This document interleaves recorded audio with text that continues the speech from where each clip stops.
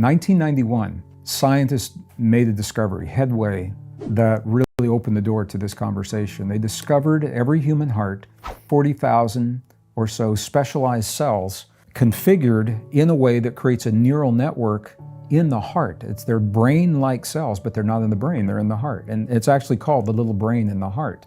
What they found, what the scientists discovered, is that these cells think independently of the cranial brain. They feel and they remember. And what that means is every experience that we have, even this one right now, I'm registering this experience in two places. This is a good experience, so it's not a problem. I'm registering in my cranial mind as well as in my heart. But if we were having a trauma, it would still be registered in both places. And if I tried to heal that trauma only through thinking about it or talking from my mind, it might feel incomplete. The healing may feel incomplete. And the reason is because I've only addressed what happened in here. I haven't addressed what happened in here. Now, we know this intuitively. I did an experiment a few years ago. Every culture I went to and every age group, I asked little kids, I said, where are you sitting right now? Show me where you're sitting. And people say, I'm sitting right here. They say, right here. Or you ask the indigenous people, where do you live? Well, this is my home.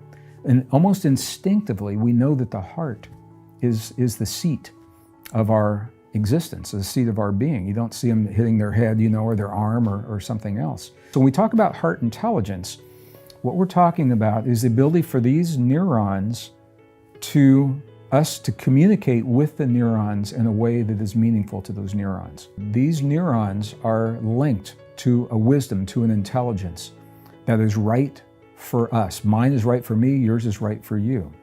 And any question that you ask this intelligence, it will answer you in a way that will serve you in that moment. It'll never tell you to do anything dangerous or anything that would hurt anyone else. I'll give you a perfect example. I was in Australia over 9/11.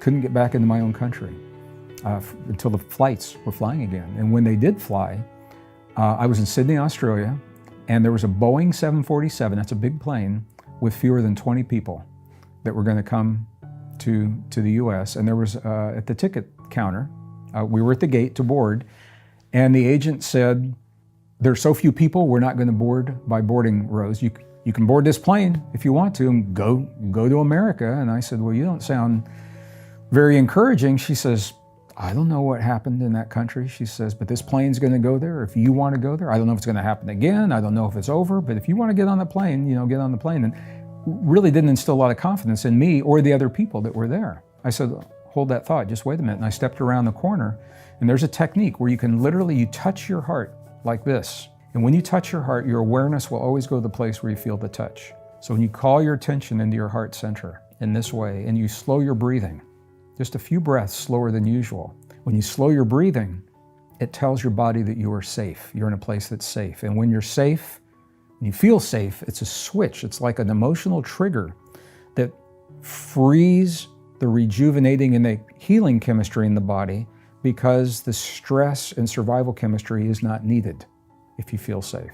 So when you slow your breathing and focus in your heart, that is the doorway, and shamans will do this all the time. Monks, nuns, you see them do this all the time, to that heart intelligence. And I asked my heart, I said, my heart, is this a safe flight for me to take? Because my head, if you ask your head, this is so interesting scientifically, because the brain's a polarity organ, left and right brain. And there's always going to be a right and a wrong, good and a bad, success, failure.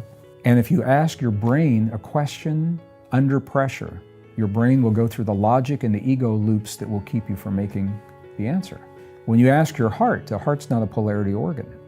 So you consciously free yourself from those loops